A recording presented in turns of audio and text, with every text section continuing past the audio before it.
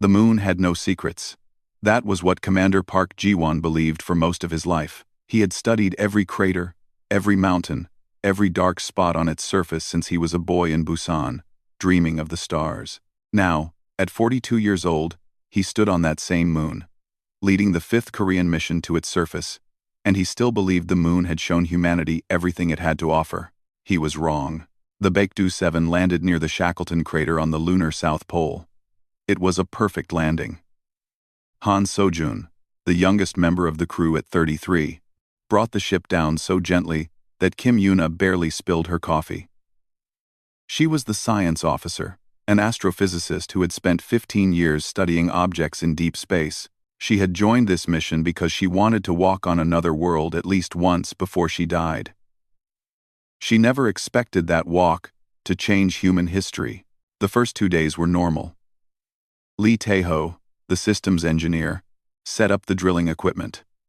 Choi Min-ji, the medical officer, ran health checks on everyone and complained about the food. Seo-jun maintained the ship and made bad jokes that nobody laughed at. Ji-won wrote reports and sent them back to Earth, describing rock samples and radiation levels, and all the boring details that space agencies love to read. On the 3rd day, everything changed. Seo-jun was running a routine radar scan when he noticed something strange. The radar showed a shape beneath the lunar surface, about 2 kilometers from their landing site. The shape was too perfect, too geometric. The moon did not have straight lines. The moon did not have symmetry. But this object did. He called Yuna over to look at the readings. She stared at the screen for a long time without speaking. Then she ran the scan again. And again. And again. The results never changed. There was something buried under the moon's surface. Something big. Something that did not belong there. Ji-won made the decision within an hour. They would investigate. Tae-ho argued against it, saying they should report back to Earth first and wait for instructions. Min-ji agreed with him, but Yuna's eyes were shining with a light that Ji-won had never seen before. And Seo-jun was already calculating the best route to reach the anomaly. They loaded their equipment onto the rover and drove across the gray dust. The sun hung low on the horizon, painting long shadows across the craters. Nobody spoke. The only sound was the hum of the rover's electric motor and the crackle of static in their helmet radios. When they reached the site, there was nothing to see. Just more dust, more rocks, more emptiness. But the radar still showed that impossible shape beneath their feet. Waiting in the darkness, Tae-ho set up the drill. The machine bit into the lunar surface, throwing up clouds of fine gray powder that floated slowly in the weak gravity. Ji-won watched the depth counter climb higher and higher. 10 meters. 20. 50. At 73 meters, the drill broke through into empty space. Yuna checked her instruments 3 times before she believed what they were telling her. There was a cavity beneath them. A huge cavity, filled with air that should not exist. The temperature inside was cold but stable, and there was light, faint blue light, coming from somewhere deep below. They found a crack in the surface wide enough for a person to fit through. Ji-won went first, lowering himself on a cable into the darkness. His heart was beating so fast that he could hear it in his ears. His hands were shaking inside his gloves. He had been a fighter pilot before becoming an astronaut. He had faced death many times, but he had never felt fear like this. The blue light grew brighter as he descended. After 30 meters, his feet touched solid ground. He looked up and saw his crew following him down, their helmet lights cutting through the shadows. Then he turned around and saw what had been waiting for them. It was a ship. An enormous ship, bigger than any structure humans had ever built, stretching into the darkness in both directions. Its hull was made of a metal that seemed to absorb light rather than reflect it. Strange symbols covered its surface, written in a language that no human had ever seen. Yuna landed beside him and gasped. Even through her helmet, Ji-won could see the tears forming in her eyes. They were standing inside an alien vessel. They were the first humans to ever touch something made by another intelligent species. Everything they thought they knew about the universe had just been proven wrong. Min-ji was the last to descend. As her feet touched the ground, the ship responded. Lights flickered to life along the walls. Soft blue lights that had been dark for longer than human civilization had existed. Machines began to hum somewhere deep inside the vessel. The air grew warmer. The ship was waking up. Jiwon raised his hand, signaling everyone to freeze. They stood there in silence. 5 humans in a place that was not meant for them, watching as an ancient vessel slowly returned to life. The lights spread outward like a wave, illuminating corridors and chambers that disappeared into the distance. Then they heard it. A voice, speaking in sounds that were not words, coming from everywhere and nowhere at once. Yuna's instruments went crazy, detecting patterns in the sounds that suggested language, meaning, intelligence. The ship was trying to talk to them. Jiwon looked at his crew. Taeho's face was pale with fear. Minji was gripping her medical kit like a weapon.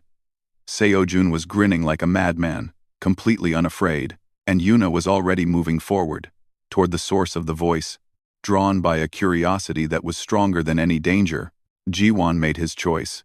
He followed her.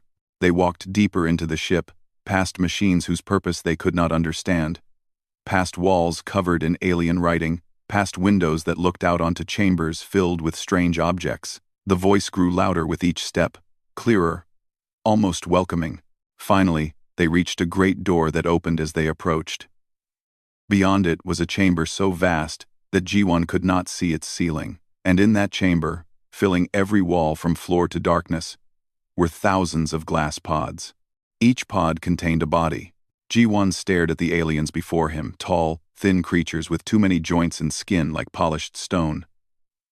They were not moving. They were not breathing. But somehow, impossibly, the ship still lived around them, still spoke to the visitors who had finally arrived after so many years of waiting. The moon had secrets after all, and humanity had just found the biggest one. The bodies in the pods were ancient. Choi Minji knew this before she even touched her instruments. She had spent 20 years studying living things, learning to read the signs of life and death in cells and tissue. These creatures had been dead for a very long time. She moved between the pods, her scanner humming quietly in the silence of the ship. Each body was the same, tall and thin, with limbs that bent in places where human limbs did not bend. Their skin was dark like obsidian, smooth and hard. Their faces had no mouths that she could see, only large closed eyes and small holes that might have been ears. There were thousands of them, maybe tens of thousands. A whole civilization, sleeping forever in glass coffins on a ship that had hidden beneath the moon, while humans learned to walk upright and discovered fire and built cities and finally reached the stars. Kim Yuna walked beside her, recording everything. Her hands were steady, but her voice shook when she spoke. She was a scientist, trained to observe and measure and understand, but there was nothing in her training that had prepared her for this. Nothing in any human's training. Commander Jiwon kept the crew together, moving them through the ship in careful formation. He did not know what dangers might wait for them in this place. The ship seemed peaceful, welcoming even. But he had learned long ago that appearances could lie. He kept his hand near the tool on his belt that could serve as a weapon if needed. Han Sojun found the control room first. It was smaller than Jiwon expected, filled with screens and panels covered in alien symbols. The screens were dark, but as Seojun approached them, they flickered to life, showing images that made no sense. Star maps that did not match any known region of space, diagrams of machines that looked like impossible dreams, and something else, something that looked like a recording. The image showed space. Empty, black, beautiful space filled with stars. Then the stars began to go out, one by one, like candles being blown out by an invisible wind. They disappeared, and in their place was nothing. Not darkness, not shadow, but nothing. An absence so complete that looking at it made Seojun feel sick. The recording ended, the screens went dark again. Lee Taeho worked on the ship's power systems while the others explored. He was an engineer, and machines spoke to him in a language he understood. These machines were different from anything he had ever seen, but the basic principles were the same. Energy flowed through conduits. Circuits connected to other circuits. Systems depended on other systems. He found the main power core after an hour of searching. It was failing. The ship had been running on emergency power for thousands of years, keeping its sleeping passengers alive, waiting for someone to come. But the passengers were dead now, and the power was almost gone. Tejo made repairs where he could, using tools and materials that were never designed for this purpose. He worked carefully, knowing that one mistake could shut down the ship forever. He did not want to think about what might happen if the ship died while they were still inside it. Minji found the survivor in the deepest part of the ship. She was alone when she discovered it, having followed a corridor that led down and down into the vessel's core. Her scanner showed something impossible, a life sign. Weak, barely visible, but real. Something in this ship, full of the dead, was still alive. The pod was different from the others. It was larger, covered in symbols that glowed faintly, connected to machines that still hummed with power. The creature inside was the same as the others, tall, thin, dark-skinned, but its chest moved slowly up and down. It was breathing. Minji called the others immediately. They gathered around the pod, staring at the impossible sight before them, a living alien, a survivor from a civilization that had died before humans existed. Yuna studied the pod's controls. The interface was unlike anything she had ever seen, but patterns emerged as she worked. Symbols repeated. Sequences made sense. After 6 hours of careful work, she believed she understood how to open it. She looked at Jiwan. The decision was his to make. The commander stood in silence for a long moment. He thought about Earth, about his family, about all the billions of people who did not know what waited beneath the moon's surface. He thought about the risks. He thought about the possibilities. Then he nodded. Yuna touched the controls. The pod hissed. Mist poured out from its edges, spilling onto the floor like water. The glass lid rose slowly, revealing the creature inside. It opened its eyes. They were amber, fractured like broken glass, filled with a light that seemed to come from somewhere deep inside. The creature looked at the 5 humans standing around it. Its mouth, and it did have a mouth, Minji realized, just very small and hidden beneath its chin, opened and closed without making a sound. Then something happened that none of them expected. Words formed in their minds. Not sounds, not language, but pure meaning, appearing in their thoughts as clearly as if they had always been there. The creature was speaking directly into their brains. Its first words were simple, and they carried a weight of emotion that made Yuna cry, and Sojun step backward, and Jiwon grip his belt until his knuckles turned white. The creature said, "You came. After all this time, the children finally came." Minji moved forward to help the creature sit up. It was weak, its movements slow and uncertain after millennia of sleep, but its eyes never left the humans around it. Those amber eyes studied them with something that looked like wonder and something that looked like grief. It spoke again, and this time the words carried images, flashes of memory that burned themselves into the humans' minds. A planet covered in silver cities. Ships that sailed between stars like boats on an ocean.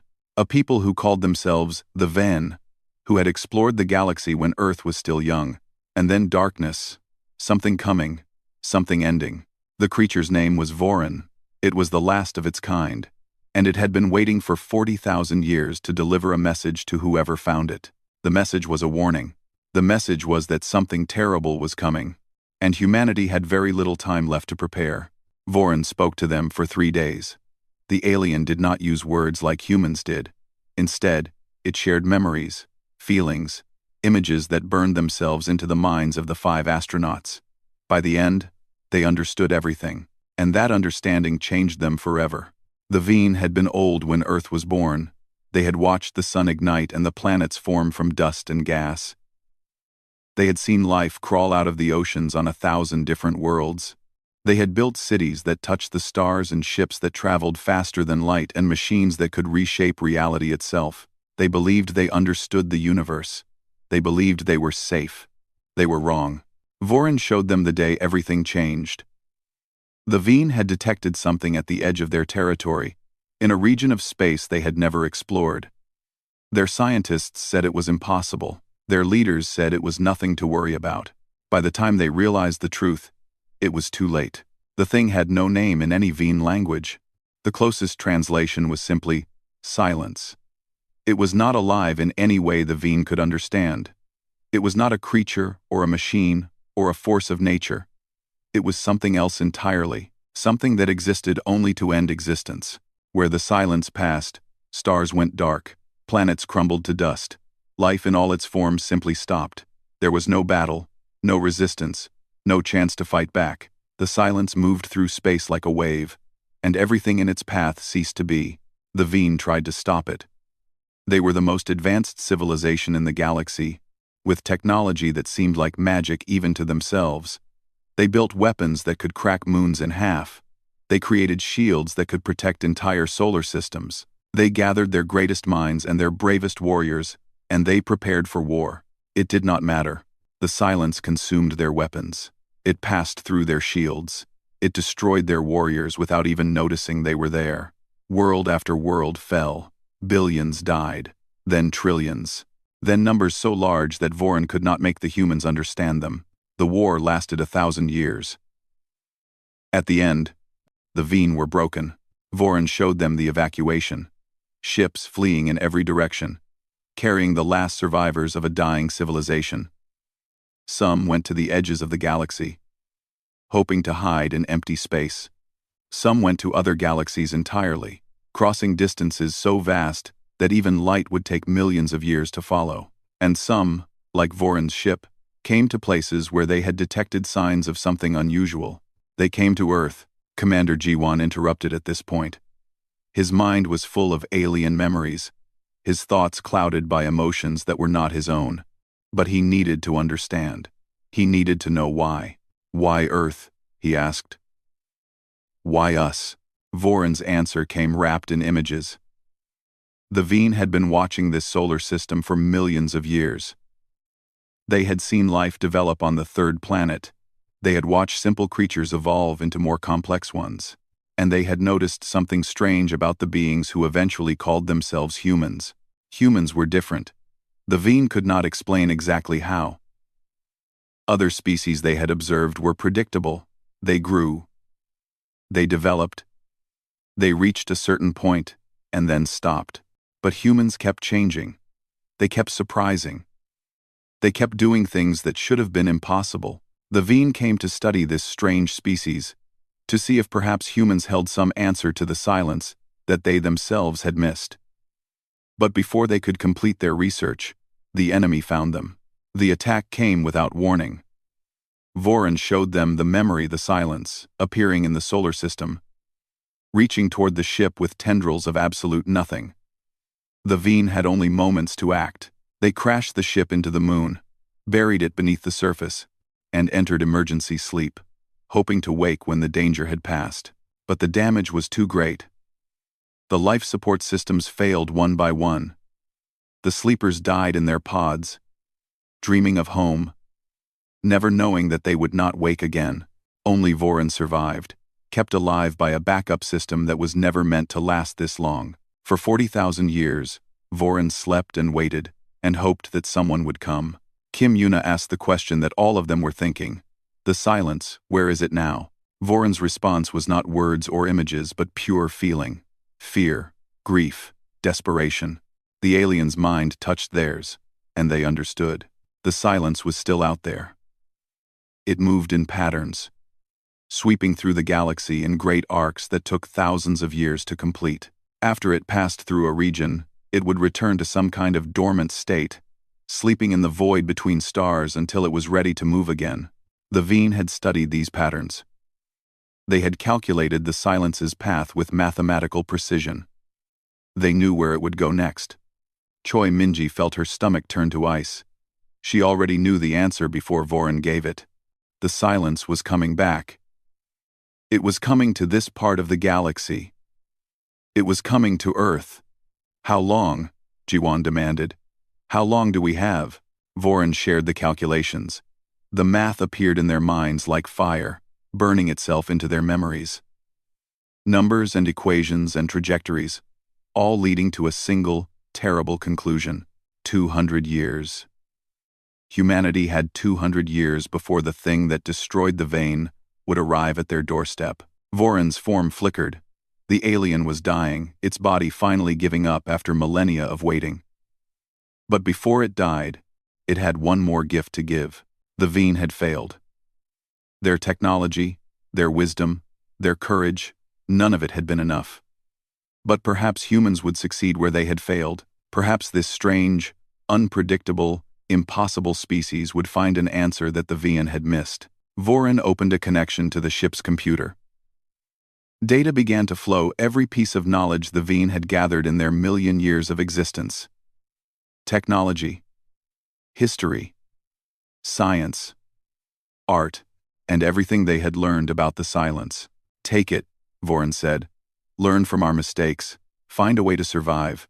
And then, with those amber eyes fixed on the 5 humans who had found it, the last of the Veen died. The data transfer took 17 hours. When it was finished, the computers on the Baekdu 7 held more information than every library on Earth combined. Kim Yuna sat in the command module, scrolling through file after file, tears running down her face as she realized what they had been given. The Veen had given humanity 1,000,000 years of knowledge. They had given them the secrets of faster-than-light travel, of energy generation that could power entire civilizations, of medical technology that could heal any wound and extend life by centuries. They had given them star maps showing every corner of the galaxy.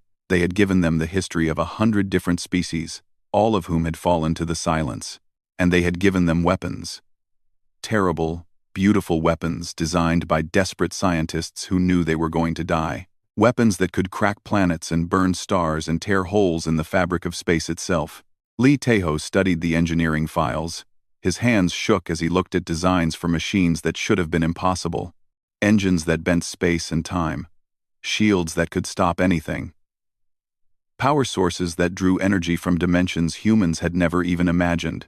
The Veen had been building these things when humanity's ancestors still lived in caves. Han Sojun found the navigation systems. The Veen had mapped the galaxy with a precision that Earth's astronomers could only dream of. Every star, every planet, every asteroid had been catalogued and studied, and hidden in those maps were the locations of other Veen ship survivors who had fled in different directions, who might still be sleeping somewhere in the darkness between stars. Choi Minji studied the biological data. The Veen had been doctors as well as scientists, and they had recorded everything they learned about living things. Cures for diseases that killed millions of humans every year, ways to modify the body to survive in any environment, techniques for extending life that made human medicine look like children's toys. But it was Commander Jiwon who found the most important file. It was hidden deep in the archives, protected by security systems that Yuna had to spend hours breaking through. When they finally opened it, they understood why the Veen had kept it secret. It was a map of the silence's path through the galaxy. The Veen had tracked the entity for thousands of years. They had watched it move in great sweeping arcs, consuming everything in its path, then returning to dormancy before moving again. The pattern was complex but predictable. The math was solid. And according to those calculations, the silence would reach Earth's region of space in exactly 197 years. Jiwon gathered his crew in the alien ship's central chamber. They stood among the pods of the dead, surrounded by blue light and the hum of ancient machines. He looked at each of them in turn, Yuna with her brilliant mind, Taeho with his steady hands, Minji with her caring heart, Sojun with his fearless grin. "We have a choice," he said. His voice was quiet but firm. "We can go home and report what we found. We can hand this data over to the governments and let them decide what to do. They will classify it, they will study it in secret, they will argue about it for years while the clock runs down." Minji shook her head. "What is the other choice? We tell everyone. Everything. We give the whole world access to this knowledge.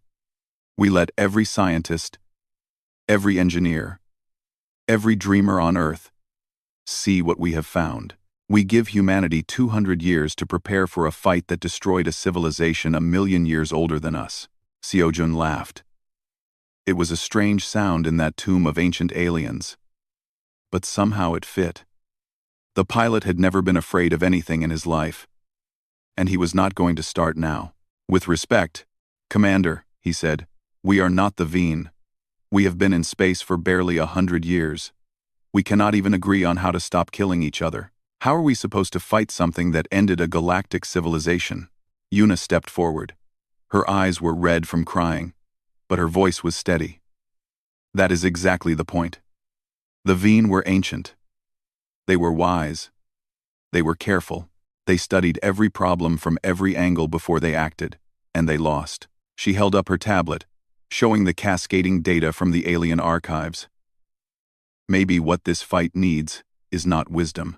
Maybe it needs something the Veen did not have, something irrational, something stubborn, something that does not know when to give up. Teho frowned.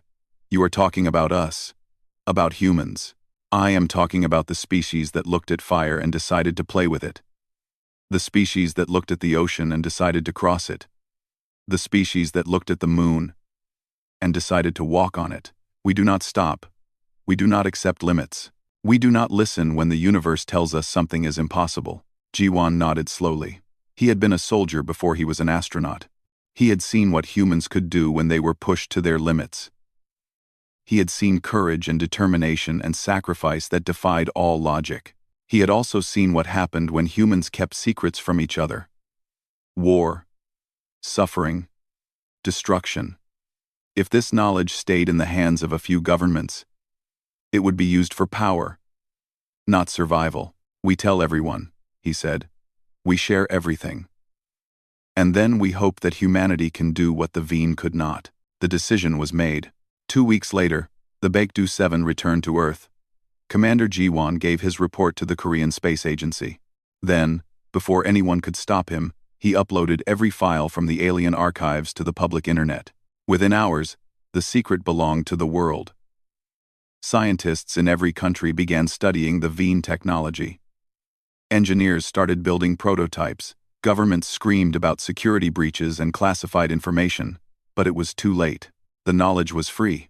Humanity had 200 years to prepare for the greatest threat it had ever faced. And for the first time in history, every human on Earth knew exactly what was at stake. The clock had started. The countdown had begun.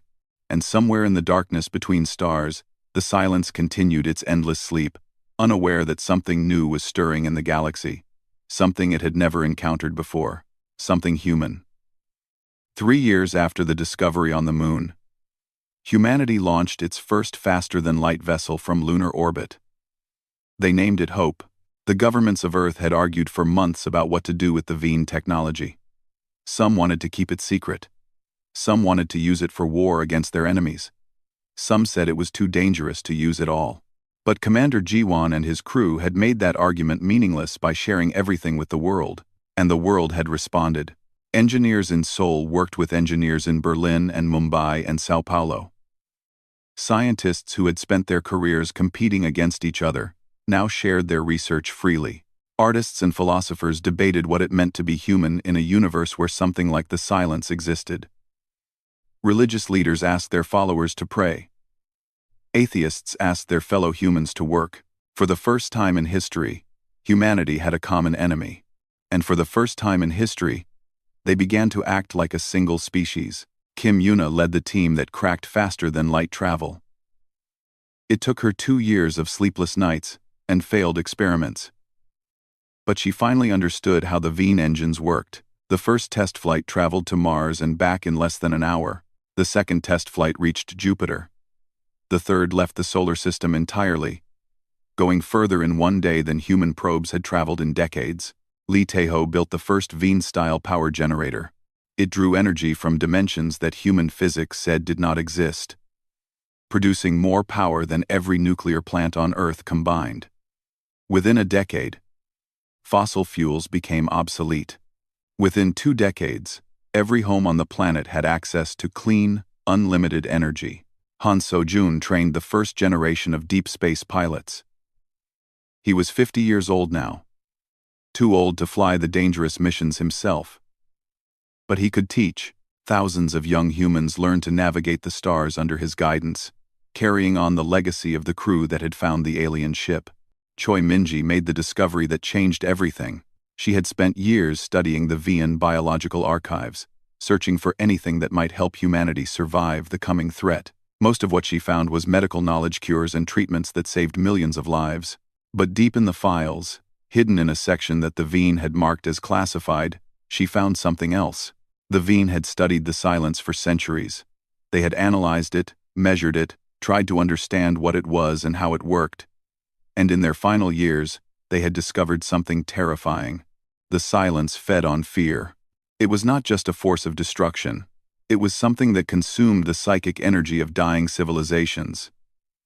When species faced it with terror and despair, they made it stronger. The Vian, for all their wisdom and courage, had been consumed by hopelessness in their final centuries. They had fed their enemy even as they fought it. But humans were different.